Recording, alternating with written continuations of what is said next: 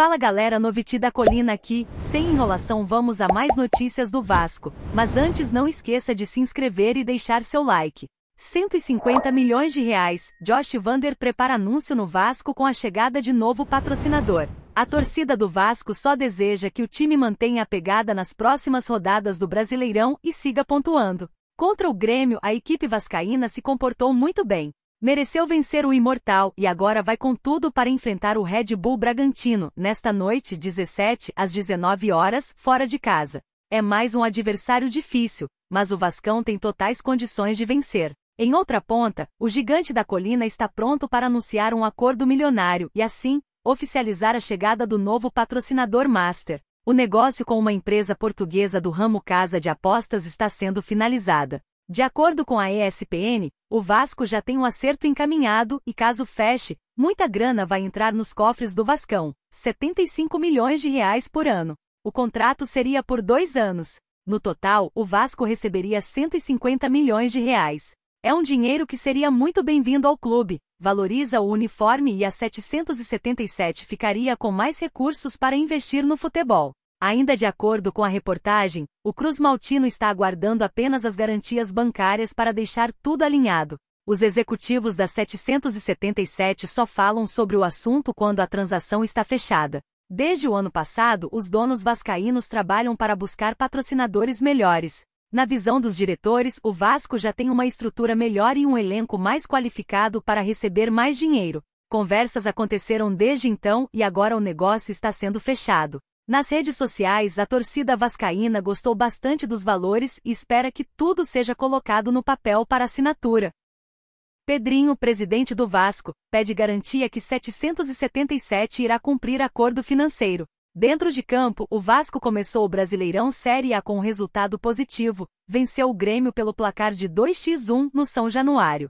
Todavia, internamente a situação não é a mesma. Conforme publicado pelo GE, Pedrinho, atual presidente da equipe carioca, junto com o departamento jurídico, exigiu a 777 partners a confirmação de que o aporte, que deve chegar em setembro, irá realmente acontecer. Em contrapartida, já com um clima nada normal com o presidente, a empresa não recebeu esse pedido com normalidade, foram pegos de surpresa. De acordo com o GE, Pedrinho está preocupado com a condição financeira do clube, não está melhorando. Dessa maneira, exigiu garantias de que o valor, fechado durante o acordo, chegue na data prevista. Em 2023, ainda com Jorge Salgado no comando da diretoria, a SAF atrasou um aporte no valor de 100 milhões de reais. Esse atraso não foi visto com bons olhos pelo time, afinal, o acordo de receber já estava certo. Em nota enviada para o jornal O Globo, a torcida pode entender um pouco mais da situação que está acontecendo dentro do Vasco. A SAF está sendo criticada por boa parte dos torcedores vascaínos. Preocupado com as notícias que sinalizam uma evidente fragilidade econômica da 777, com o atraso no último aporte e o empréstimo feito pela SAF, sem aprovação do Conselho Fiscal e a revelia do clube, para uma sociedade do Grupo dos Americanos, o Departamento Jurídico do Vasco enviou uma notificação para que a 777 apresentasse uma garantia de que detém condições financeiras para cumprir com a obrigação do pagamento da terceira parcela prevista em contrato, no valor de R$ 270 milhões, é a nota, enviada ao jornal O Globo. Em contrapartida, em entrevista exclusiva para o G, Josh Vander, atual dono da 777, revelou alguns detalhes envolvendo a parceria entre a empresa e o Gigante da Colina. A princípio, mais de 100 milhões de reais em dívidas foram pagos. Mesmo na era Red Bull, Vasco tem grande vantagem diante do Bragantino. Nesta quarta-feira, às 19 horas, horário de Brasília, a segunda rodada do Campeonato Brasileiro destina outro duelo entre paulistas e cariocas em Bragança Paulista, com promessa de lotação do estádio Nabi Abichedid. O confronto entre Red Bull Bragantino e Vasco também marca um outro duelo entre treinadores estrangeiros, com o português Pedro Caixinha de um lado, e o argentino Ramon Dias de outro.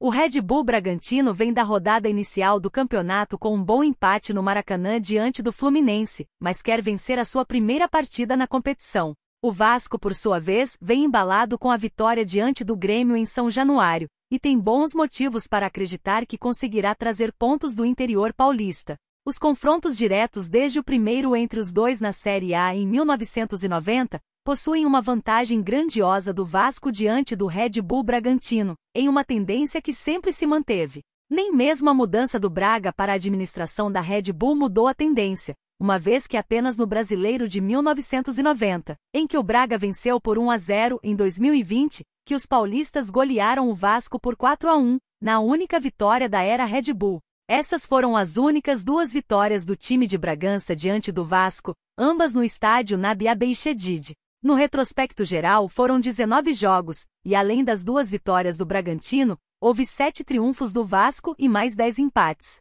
O empate, por sua vez, é o mais comum nos jogos no interior, tendo ocorrido por 6 oportunidades nos 10 jogos com mando dos paulistas, que venceu 2 jogos, enquanto o Vasco venceu em 2 oportunidades, sendo apenas uma no Brasileirão, na edição de 1996, em vitória cruzmaltina por 2-1, placar que também ocorreu na Série B de 2016, a outra vitória dos cariocas. A partida em Bragança Paulista também marca um reencontro entre o Massa Bruta e o Cruzmaltino após uma partida marcante para os vascaínos na temporada de 2023 do Brasileirão. Presidente da CBF perde a paciência e afasta 3 árbitros após primeira rodada do Brasileirão. O final de semana foi marcado pelo início do Brasileirão, e logo de cara, a arbitragem esteve no centro das atenções.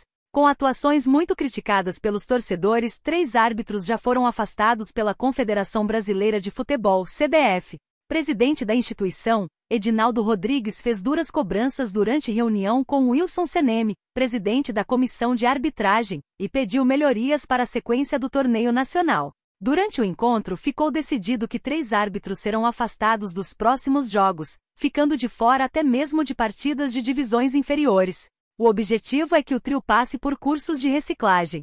Os profissionais afastados foram Flávio Rodrigues de Souza, que esteve em Vasco x Grêmio, André Luiz Quetino, árbitro de Atlético Goianiense x Flamengo, e Yuri Elino, que trabalhou em Corinthians x Atlético Mineiro. A coincidência é que os 3 árbitros mais criticados da primeira rodada conseguiram deixar ambas equipes envolvidas na partida na bronca com suas atuações. Os árbitros poderão voltar em breve, após algumas rodadas, retornando possivelmente de divisões menores. Em São Januário, mesmo após revisão sugerida pelo VAR, Flávio de Souza não marcou pênalti por toque de mão de Lucas Piton. No mesmo confronto, Galdame sofreu penalidade não marcada de Rodrigo Eli. O VAR ainda ajudou o árbitro a anular um pênalti inexistente sobre Rossi. No Serra Dourada, André Luiz Bento não expulsou Alejo por entrada em Ayrton Lucas, do Flamengo. Na reta final, ele irritou o Atlético Goianiense ao assinalar pênalti de Manguito, com o cotovelo sobre Bruno Henrique. Já a expulsão de Jair Ventura também gerou revolta e reclamação até mesmo de Tite. Na Neoquímica Arena, o problema foi a parte disciplinar. Yuri Elino não expulsou Fagner por uma entrada em Zaracho, enquanto Bataglia foi para a rua por 2 amarelos. Assim como os mineiros, o Corinthians reclamou do árbitro. E você, torcedor? O que acha da declaração do presidente da CBF sobre o Vasco? Deixe sua opinião nos comentários.